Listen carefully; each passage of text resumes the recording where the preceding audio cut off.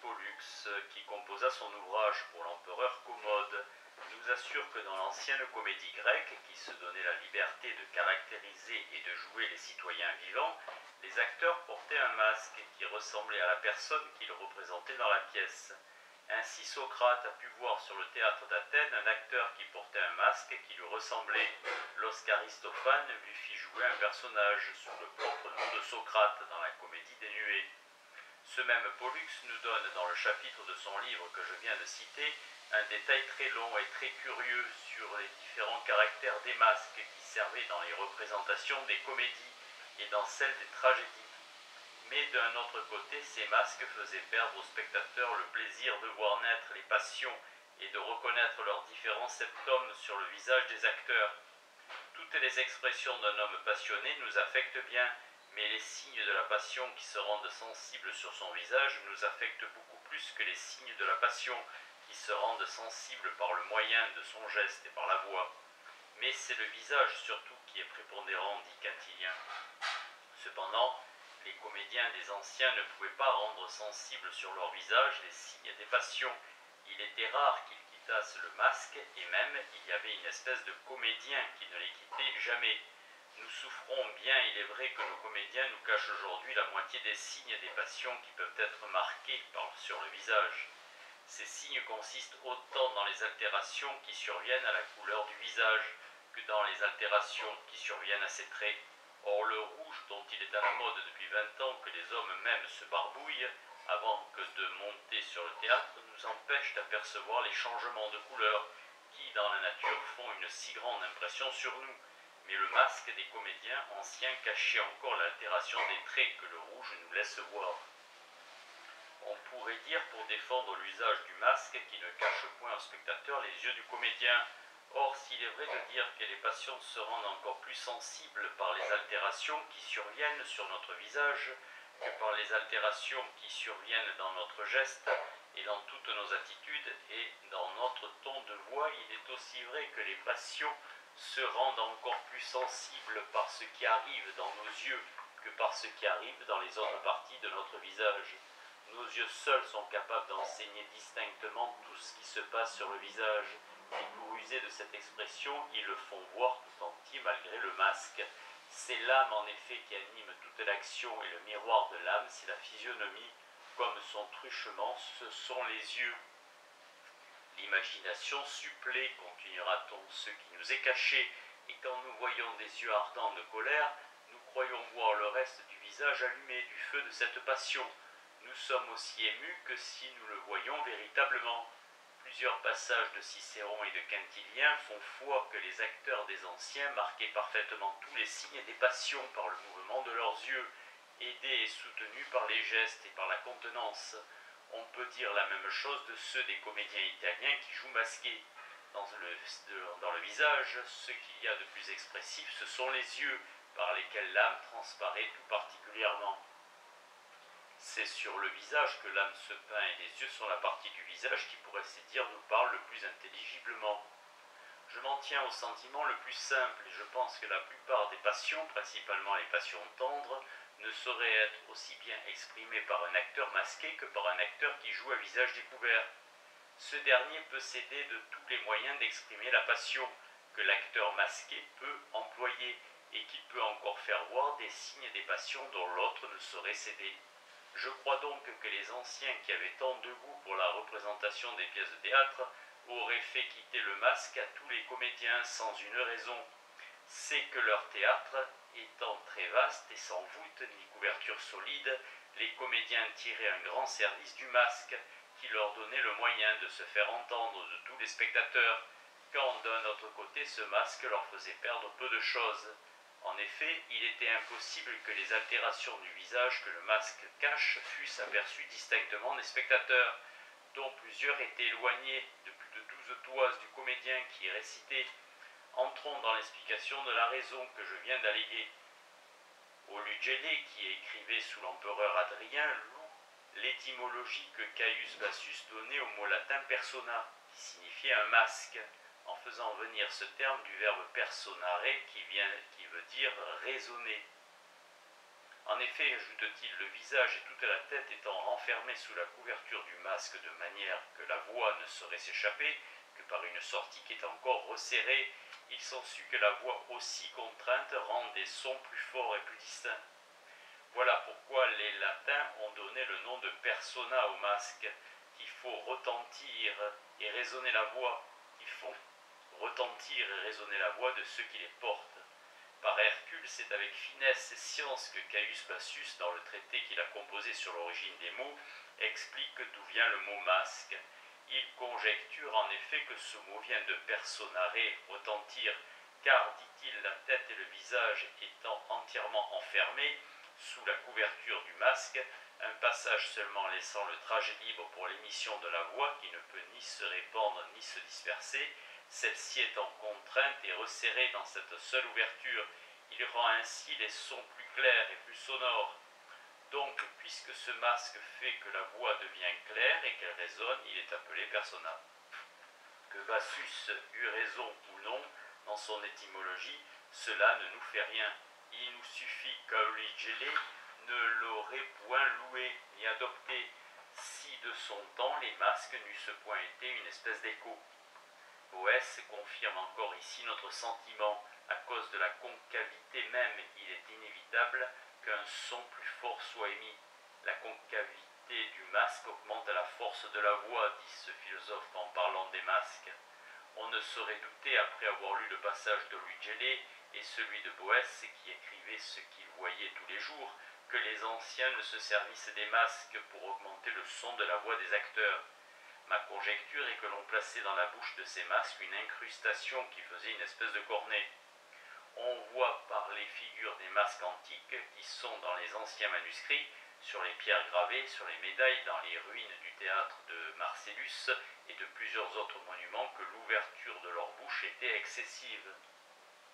C'était une espèce de gueule béante qui faisait peur aux petits enfants, et qu'enfin remonte sur les tréteaux une farce populaire avec le masque blême et béant qui terrorise le poupon rustique dans les bras de sa mère. Suivant les apparences, les anciens n'auraient pas souffert ce désagrément sans les masques qui n'en avaient point tiré quelque avantage, et je ne vois pas que cet avantage pût être autre chose que la commodité d'y mieux ajuster les cornets propres à rendre plus forte la voix des acteurs. Nous voyons d'ailleurs par un passage de Quintilien que le rire souffrait une altération si considérable dans la bouche du masque qu'il en devenait un bruit désagréable. Cet auteur, en conseillant aux orateurs de bien examiner quels sont leurs talents naturels, afin de prendre un goût de déclamation convenable à ces talents, dit qu'on peut réussir à plaire avec des qualités différentes. Il ajoute qu'il a vu 2 comédiens célèbres également applaudis, quoique leur manière de déclamer fût bien différente, mais chacun avait suivi son naturel dans la manière de jouer la comédie qu'il avait prise. Démétrius, l'un de ces comédiens, lequel Juvénal met au nombre des meilleurs acteurs de son temps et qui avait un son de voix fort agréable, s'était attaché à jouer les rôles des divinités, des femmes de dignité, des pères indulgents et des amoureux. Stratocle, c'est le nom de l'autre comédien de qui parle aussi Juvénal, et il ne s'agit pas d'admirer un Antiochus, un Stratoclès ou un Démétrius en compagnie d'un Aémus lascif, avec une voix aigre. Il s'était donc attaché à jouer les personnages des pères austères, des parasites, des valets fripons, en un mot tous les personnages qui demandaient beaucoup d'action. Son geste était vif, ses mouvements étaient empressés, et il hasardait beaucoup de choses capables de faire siffler tout autre que lui. Une de ces choses que Stratoclès hasardait était de rire, quoiqu'il sût très bien, dit Quintilien, par quelle raison le rire fait un effet désagréable dans le masque. La course et l'agilité lui convenaient, et même un rire qui ne convenait guère au masque, mais que, n'ignorant pas ses moyens, il présentait au public. Le rire ne déplaît point par lui-même sur la scène comique, et nous le sentons bien. Molière lui-même fait rire quelquefois ses personnages à plusieurs reprises. Il fallait donc que les éclats de rire redoublés retentissent dans la bouche du masque de manière qu'il en sortit un son désagréable. C'est ce qui ne devait pas arriver si la bouche et les parties intérieures du masque, les plus voisines de cette bouche, n'eussent pas été revêtues d'un corps dur et résonnant qui changeait quelque chose au son naturel de la voix en augmentant ce son. Je hasarderai ici J'hasarderai ici une conjecture toute nouvelle et qui peut donner l'intelligence d'un passage de Pline mal entendu jusqu'ici. C'est que les anciens, après s'être servis d'airain pour incruster les masques, y employèrent ensuite des lames fort minces d'une espèce de marbre. Pline, en parlant des pierres curieuses, dit que la pierre qu'on appelle le chalcophone, où sont d'airain et noir, et que suivant l'étymologie de son nom, elle tend un son approchant du son de ce métal lorsqu'on la touche.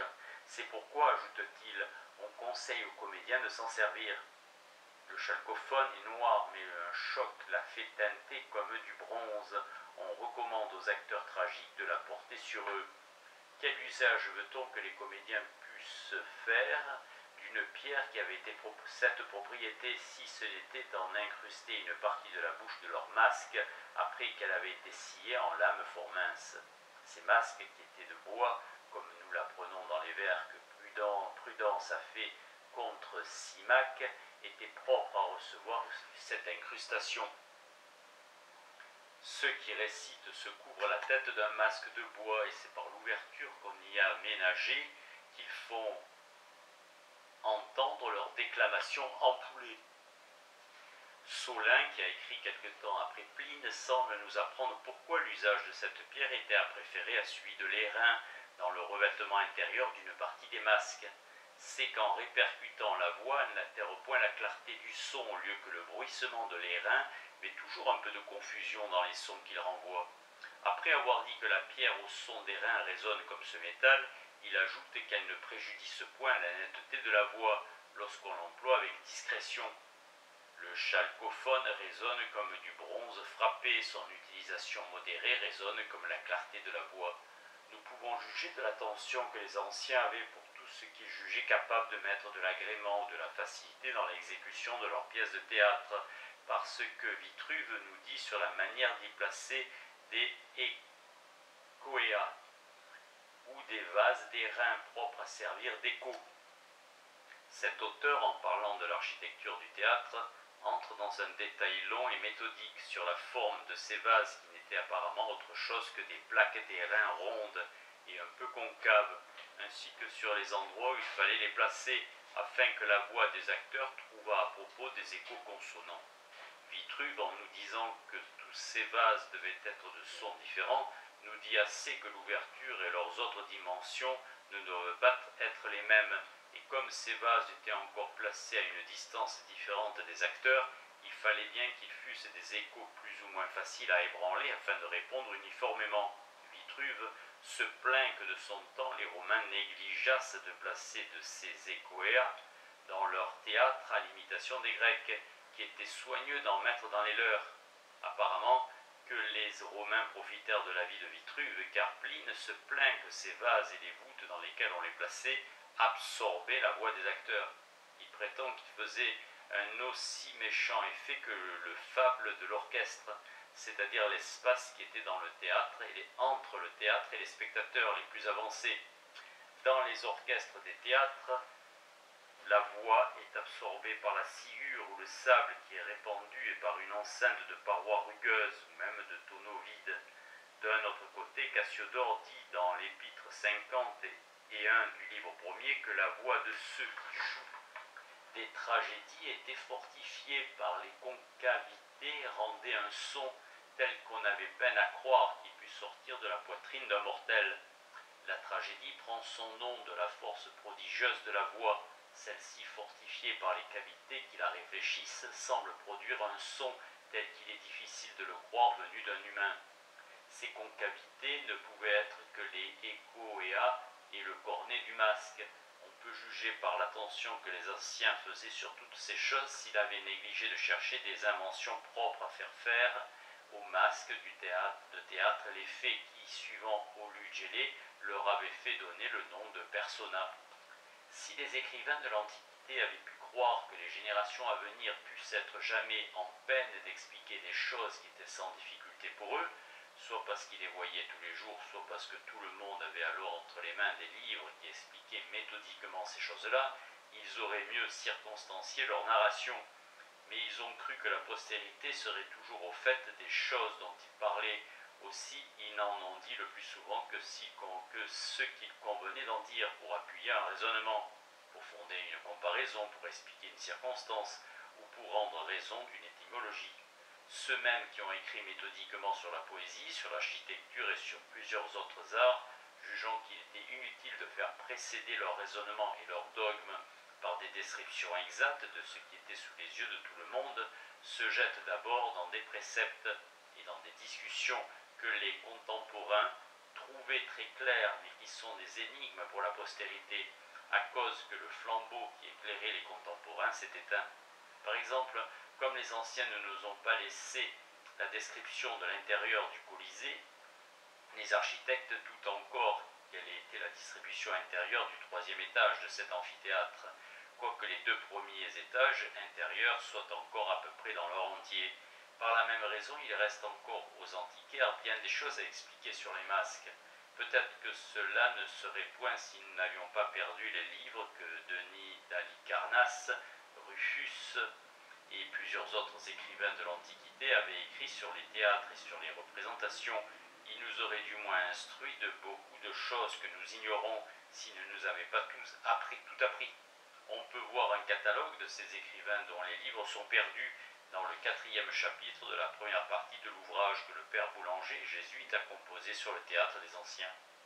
Mais nous en avons encore assez pour concevoir que les anciens tiraient un grand service des masques qui mettaient les comédiens en état de se faire entendre sur des théâtres sans couverture solide et où il y avait plusieurs spectateurs qui étaient éloignés de 12 toises de la scène où l'on récitait. D'ailleurs, comme nous l'avons déjà dit, le masque faisait perdre peu de choses aux spectateurs, dont les 3/4 n'auraient pas été à portée d'apercevoir l'effet des passions sur le visage des comédiens, du moins assez distinctement pour les voir avec plaisir.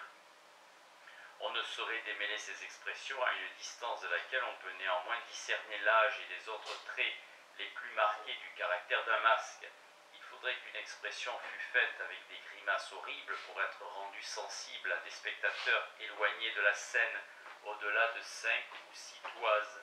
Je répéterai encore une observation, c'est que les acteurs des anciens ne jouaient pas comme les nôtres à la clarté des lumières artificielles qui éclairent de tous côtés, mais à la clarté du jour qui devait laisser beaucoup d'ombre sur une scène où le jour ne venait guère que d'en haut. Or, la justesse de la déclamation exige souvent que l'altération des traits dans laquelle une expression consiste ne soit presque point marquée.